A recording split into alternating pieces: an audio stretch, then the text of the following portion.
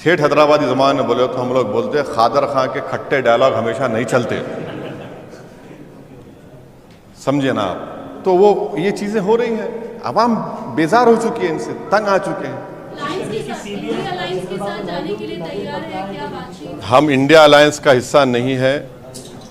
अगर ऐसा situation arrive होता है जहां पर एक नॉन बीजेपी का आदमी, नॉन एनडीए का आदमी या महिला प्रधानमंत्री बनने का सामने आएगा तो हम यकीनन उस बारे में साथ देंगे उनका, मगर वो नहीं मालूम होगा नहीं। हाँ बोलिए प्रमोद साहब। सर, पूरे इलेक्शन के दौरान आपने देश भर में घूम के जो बीजेपी के खिलाफ बोला, ये जो रिजल्ट आया है उसको आप कैसे देख रहे हैं? क्योंकि आप हर जगह जाके देखिए एक तो ये कि 10 साल का इनकी नाकारकर्दगी, इनके झूठे वादे, जो सुनो भाई सुनो, जो नेशनलिज्म के नाम पर उन्होंने जो धोखा दिया और चीन के बारे में नरम रवैया, बेरोजगारी, किसान, महंगाई, और जो प्राइम मिनिस्टर और बीजेपी की तरफ से जो कम्युनल अगली कैंपेन चलाया गया, उसका नतीजा आज आप देख रहे हैं। उसका नतीजा आज आप देख रहे हैं। जैसा हैदराबाद में वाहियात किस्म का कैंपेन बीजेपी ने चलाया, बिल्कुल वाहियात किस्म का, उससे बढ़कर ज़्यादा वाहियात नरेंद्र मोदी ने कैंपेन करवाया। बस ऐसा दिख रहा था कि इस देश में मोदी की नज़र में सिर्फ मुसलमान ही वोट देने वाले हैं, कोई दूसरा देने वाला नहीं है। हर भाषण में उन्होंने एक एक चुन चुन के इस तरह की वाहियात बातें की, और तारीख उनके भाषण को हमेशा याद रखेगा। राहुल गांधी ने अपने प्रेस कॉन्फ्रेंस में फिर से संविधान दिखाया, क्या उससे आप इत्तेफाक रखते हैं कि संविधान बदलने की साजिश हो रही थी? जिस तरह से कैंपेन में चला, कांग्रेस के कैंपेन में जो चला, आप उससे इत्तेफाक रखते हैं? मैं बार बार आपको ये बात कहता रहा कि 400 सीट का मतलब एक ही थे कि या तो संविधान को बदलने की तैयारी थी जिससे आरक्षण खत्म हो जाएगा, और सुनिए, या फिर बेसिक स्ट्रक्चर को ख़त्म कर देना। और आर्टिकल 29-30 के तो बीजेपी बरसों से खिलाफ है, जो कल्चर का प्रोटेक्शन और माइनॉरिटी के एजुकेशन इंस्टीट्यूट को प्रोटेक्ट करने का राइट देता है। तो ये है, संविधान अगर रहेगा तो इससे सबको फ़ायदा है ना। एक डॉक्यूमेंट है, उसमें फंडामेंटल राइट्स है, और हमेशा शुरू से आरएसएस देख लीजिए आप, पिछले 90 साल से आरएसएस हमेशा कॉन्स्टिट्यूशन को अटैक करती है। सर, आपके पड़ोसी राज्य में आपके दोस्त, कई बार उनको दोस्त कह चुके हैं, जगन मोहन रेड्डी को आपके दोस्त बुरी तरह हार गए, उसका कुछ कहना है? आवाम का फैसला है, आवाम का फैसला है, उसको उसकी इज्जत करनी चाहिए, रेस्पेक्ट करनी चाहिए। मुझे उम्मीद है कि वो रेस्पेक्ट करेंगे। हाँ हाँ, बताया जा रहा है कि कांग्रेस पार्टी इंडिया अलायंस कोशिश कर रही है, चंद्रबाबू नायडू। मेरे को नहीं मालूम। देखिए मैं उसका अलायंस का हिस्सा नहीं हूं, मैं उसका जवाब नहीं दे सकता। लेकिन आप पॉलिटिशियन हैं सर, आप इतने सालों तक पार्लियामेंट में हाँ रहे हैं, ठीक, आप पॉलिटिशियन हैं। एक पॉलिटिशियन की सोच क्या कहती है कि ये जो सियासी सूरत हाल बना है उसमें क्या होना चाहिए, क्या हो सकता है? पॉलिटिकल पंडित के तौर पे पूछ रहा है। नहीं, मैं पॉलिटिकल पंडित नहीं हूँ, पंडित आप हैं महाराज। हाँ हाँ हाँ। अब आपको कैसे लग रहा है कि यूनिफॉर्म सिविल कोड हो या फिर सीएए की बात हो, ये बड़ी मुद्दे हैं। एक बात याद रखिए, एक बात याद रखिए, आप लिख के रख लीजिए, अब देश में प्रोटेस्ट होगा, इसको आप नहीं रोक सकेंगे। आप देखेंगे किसान का एक मामला है, महाराष्ट्र में मराठा रिजर्वेशन है, ये सब चीजें हैं। आप किसी को, अगर आप बिल्ली को भी अगर आप एक कमरे में बंद करके ढक लेंगे ना दीवार की तरफ, तो बिल्ली कमरे में भागेगी, मगर एक वक्त आएगा बिल्ली अपना प्रोटेक्शन खड़े हो जाएगी। तो ये 10 साल का ये उनका नतीजा, और ख़ास तौर से 5 साल में जो उनका रवैया रहा है, तो बैसाखियों का आप लिटरल मीनिंग मत ले लीजिए। मैं सबको शहद,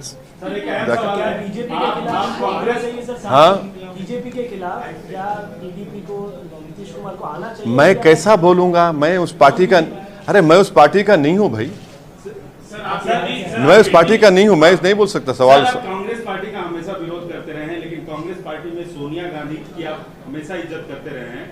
क्या सोनिया गांधी आपको व्यक्तिगत तौर पे इनवाइट करती है इंडिया अलायंस में, तो आप जाएंगे? मैं केसीआर की भी इज्जत करता हूं, करते रहूंगा। उसमें उससे इज्जत करने में बुरी बात क्या है? नहीं, सुनिए, नहीं, अरे देखिए ना कि ये मैं इंडिया अलायंस का हिस्सा नहीं हूं। हम नहीं, अगर निमंत्रण दिया जाता है, सोनिया गांधी आपको बाइज्जत इनवाइट करती हैं, तो आप आएंगे? अरे आप ये समझ रहे मेरी इज्जत नहीं है अभी? बिल्कुल है सर। हाँ, फिर बाहर क्या बात है? 3,47,000 से हैदराबाद की आवाम ने हमको कामयाब किया, ये सबसे बड़ी इज्जत दौलत है मेरे लिए। अब मैं देखिए, ये मेरे लिए बहुत काफ़ी है। जैसा हमेशा मैंने कहा कि हमारी गरीबी में शाही है, उसमें खुश हैं हम उसमें। सर, कॉन्स्टिट्यूशन को लेकर आप इंडिया अलायंस के जो टॉप नेता है, टॉप लीडर्स है, उससे आपका बयान इत्तेफाक रखता है, तो आप क्या नहीं, एक बहुत कम सीट्स इंडिया अलायंस और बीजेपी और इंडिया अलायंस के बीच में अभी लग रहा है, तो आप क्या उनको एटलीस्ट फॉर्मल तौर पे आप क्या आपका सपोर्ट जारी करेंगे, या फिर उसके साथ साथ सर जो आप बीजेपी के खिलाफ सीएए, एनआरसी, एनपीआर के खिलाफ जो आप वोट मांगे हैं, तो आपको बहुत बड़ी तरीके से जीत मिली है हैदराबाद पे, तो इसको भी आप नेशनली उठाएंगे क्या?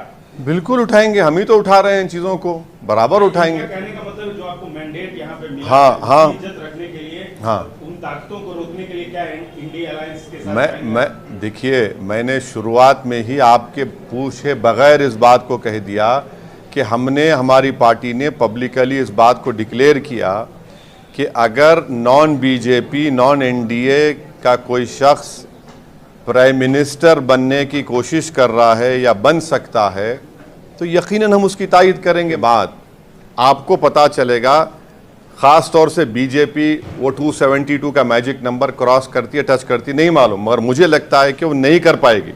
सर, आप बीजेपी को रोकने की बात कर रहे हैं, लेकिन लगातार चाहे असेंबली चुनाव हो, म्युनिसिपल हो या फिर अभी के लोकसभा, एक बात, सुनिए, एक बात तो साबित हो गई ना कि इस देश में मुस्लिम वोट बैंक नाम की कोई चीज कभी थी ना कभी रहेगी। ये एक मिथ क्रिएट किया गया था, ये एक मिथ है। ये कभी इस मुल्क में कभी मुस्लिम वोट बैंक नहीं था। ये खामखा ये लोग पुकारते थे और हमारी कम्युनिटी खुश होती थी। कभी था ही नहीं, ना कभी रहेगा। सर, आप मुस्लिम वोट बैंक की बात कर रहे हैं, सबसे ज्यादा मुस्लिम पाए जाते हैं उत्तर प्रदेश में। उत्तर प्रदेश का आप रिजल्ट कैसा देखते हैं? वहां पे 40 से ज्यादा एसपी प्लस को मिलना और 40 से कम बीजेपी को मिलना, ये आंकड़े आप कैसा देखते हैं? और आप भी तो उत्तर प्रदेश में उतना आप कैंपेनिंग किए, तो आपका फिर नहीं तो एक बात सुन लीजिए, पूरा डेटा आने दीजिए। कितने सोशल ग्रुप्स, ओबीसीज, मुसलमान और दलित में जाटव है, पासी है, वाल्मीकि, कितने लोग वोट दिए, उसके बाद जवाब दे सकते हैं। मगर रिजल्ट तो आया ना। राम मंदिर का मुद्दा और अयोध्या में जो हार हुआ, इसको आप कैसे देख रहे हैं, और खासकर यूपी में जिस तरीके से? ऐसा है मैडम, आप एक कैसेट को हमेशा नहीं चला सकते। तो हम ठेठ हैदराबादी ज़बान में बोले तो हम लोग बोलते हैं, खादर खां के खट्टे डायलॉग हमेशा नहीं चलते, समझे ना आप। तो वो ये चीज़ें हो रही हैं, आवाम बेजार हो चुकी है, इनसे तंग आ चुके हैं। आप एक समुदाय को तो निशाने मलामत बना दिए, एक समुदाय को तो आप खतरा बता दिए देश के लिए। अने इतना ऐसा कैंपेन नरेंद्र मोदी चलाएंगे, कोई नहीं सोचा था। बल्कि मैं आपको बोल रहा हूं, जितने जो नॉन बीजेपी मेंबर वोटर्स थे, वो मेरे को फोन करके बोले, मेरे को अकबर को बुला लो कि हम आपको वोट डाल रहे। क्यों डाल रहे हम पूछे, तो बोले इनके भाषण से। एक नहीं बल्कि कईयों लोग बोले कि ये चीज हमको नहीं चाहिए।